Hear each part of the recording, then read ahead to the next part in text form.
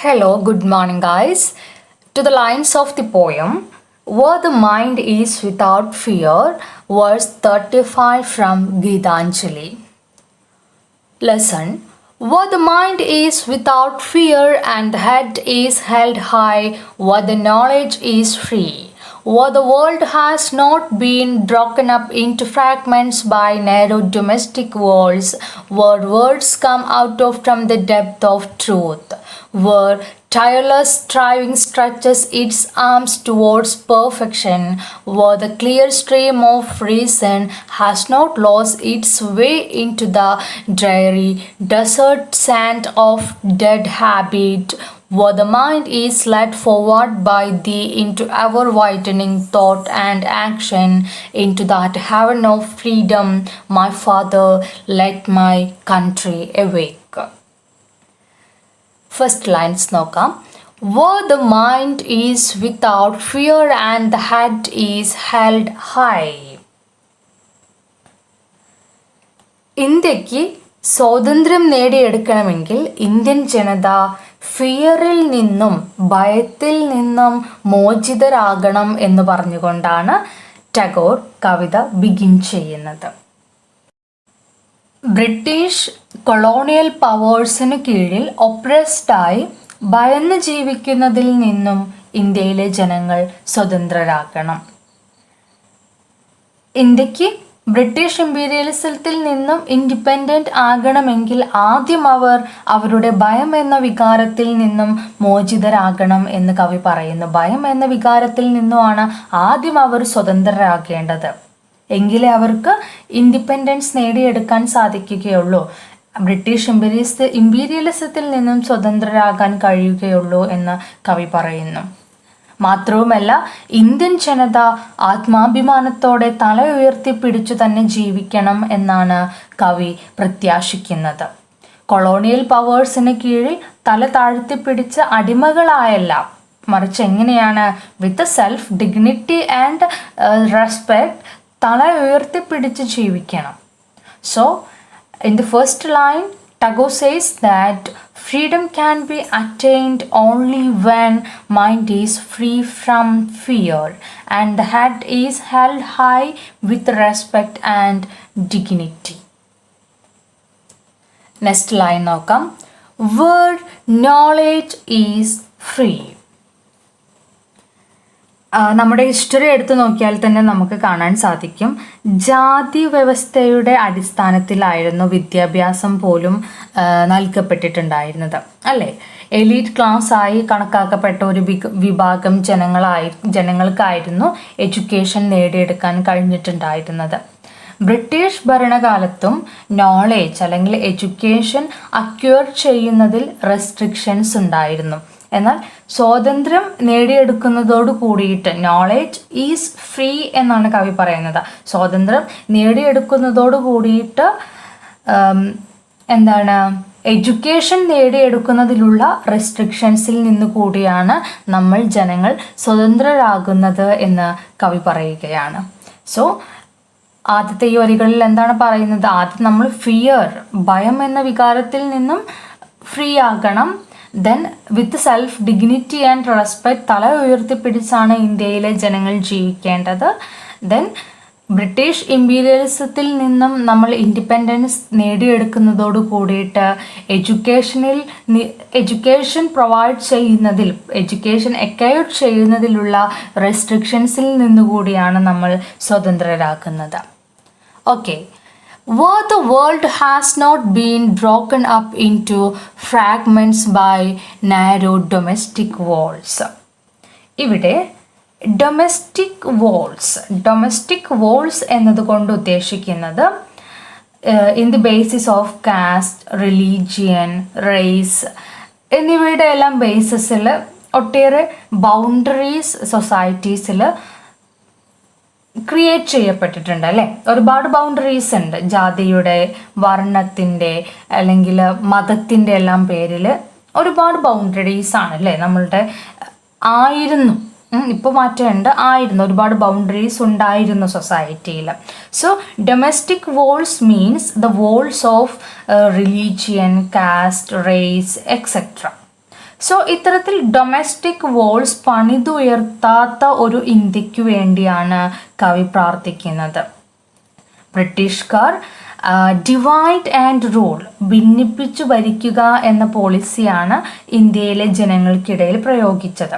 അതുകൊണ്ട് തന്നെ ബ്രിട്ടീഷ് ഭരണകാലത്ത് നമ്മുടെ പോയിറ്റ് പറയുന്ന പോലെ തന്നെ ഡൊമസ്റ്റിക് വോൾസ്, ജാതിവർണ്ണ വിവേചനങ്ങളുടെ ഡൊമസ്റ്റിക് വോൾസ് ഇന്ത്യയിൽ പണിതുയർത്തപ്പെട്ടിട്ടുണ്ടായിരുന്നു.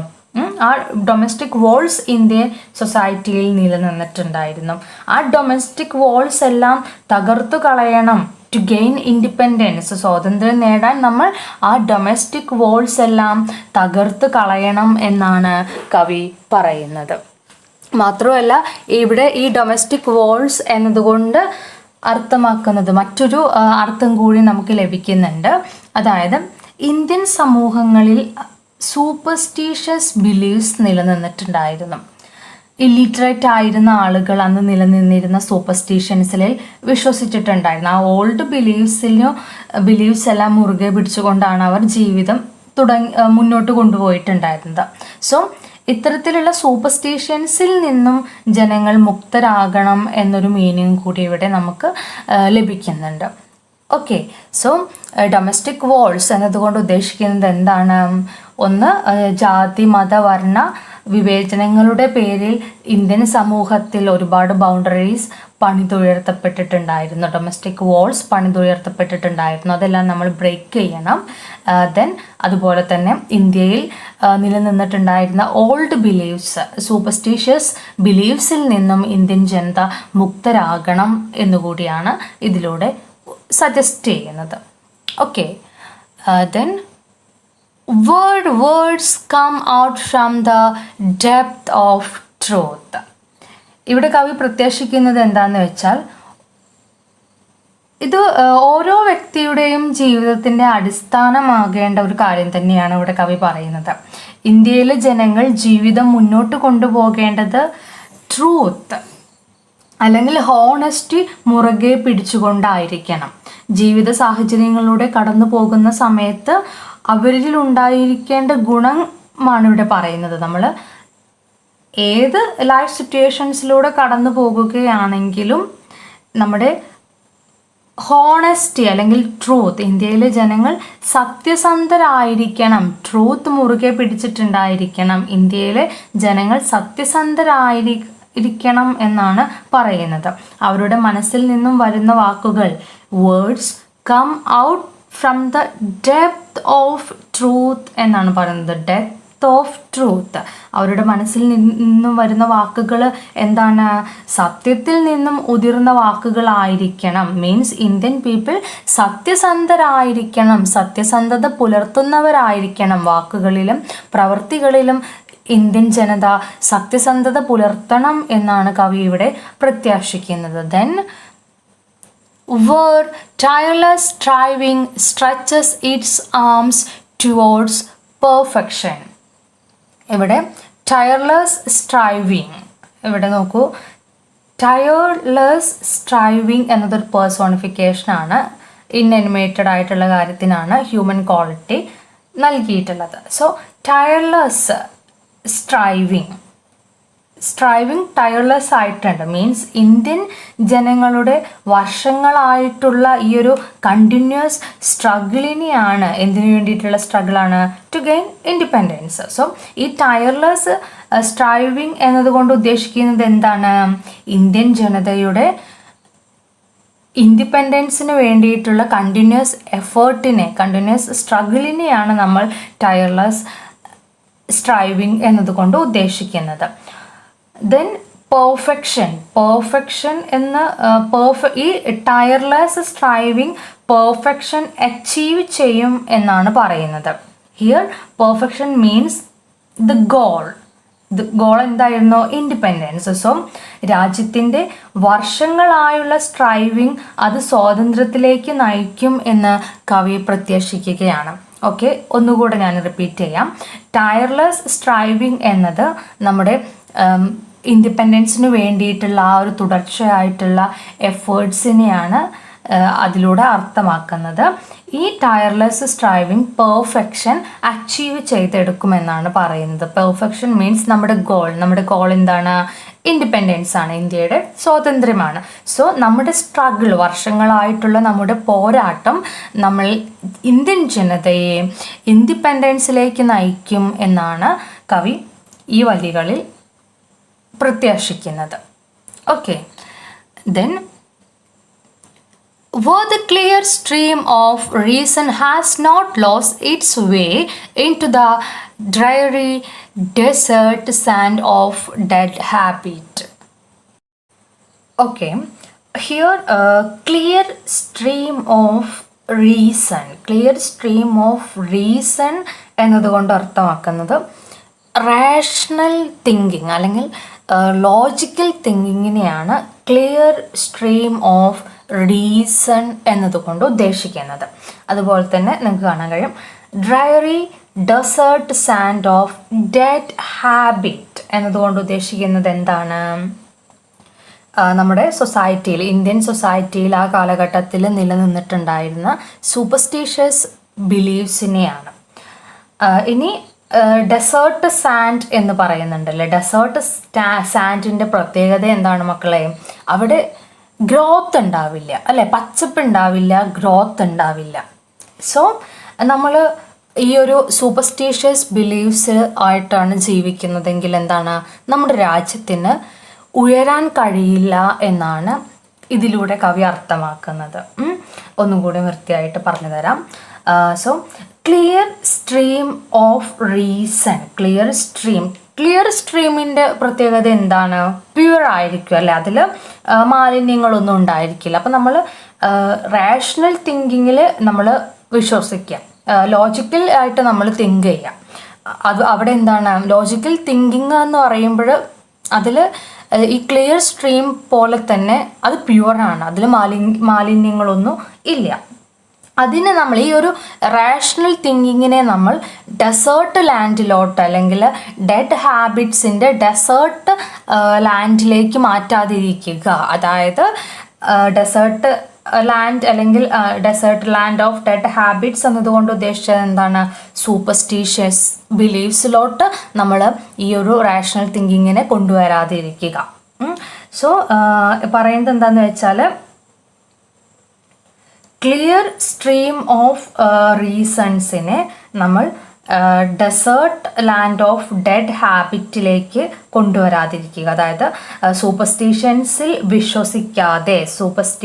ബിലീവ്സിൽ വിശ്വസിക്കാതെ ലോജിക്കലായിട്ട് ചിന്തിക്കുന്നവരും പ്രവർത്തിക്കുന്നവരുമായി ഇന്ത്യൻ ജനങ്ങൾ മാറട്ടെ എന്നാണ് കവി പ്രത്യാശിക്കുന്നത്. സോ നമ്മൾ സൂപ്പർസ്റ്റീഷ്യസ് ബിലീവ്സിൽ വിശ്വസിക്കാതെ ഇരിക്കുക. അത് എന്താണ്? അത് നമ്മുടെ രാജ്യത്തിന് പ്രോഗ്രസ് ചെയ്യാൻ സഹായിക്കുന്നില്ല. അത് ഡെസേർട്ട് ലാൻഡ് ആണല്ലേ, ഡെഡ് ഹാബിറ്റ്സിൻ്റെ ഡെസേർട്ട് ലാൻഡ് പോലെയാണ് സൂപ്പർസ്റ്റീഷ്യസ് ബിലീവ്സിൽ വിശ്വസിച്ചുകൊണ്ട് ജീവിതം മുന്നോട്ട് കൊണ്ടുപോവുക എന്ന് പറയുന്നത്. അവിടെ നമുക്ക് എന്താണ്, ഒരു പ്രോഗ്രസ്സും ഉണ്ടാകുന്നില്ല. അതുകൊണ്ട് തന്നെ യുക്തിയിൽ, ലോജിക്കൽ അല്ലെങ്കിൽ റാഷണൽ തിങ്കിങ്ങിൽ വിശ്വസിക്കുന്നവരായി ഇന്ത്യൻ ജനങ്ങൾ മാറണം എന്ന് കവി പ്രത്യാശിക്കുന്നു. ദെൻ അടുത്ത ലൈൻ എന്താണ്? Where the mind is led forward by thee into ever widening thought and action.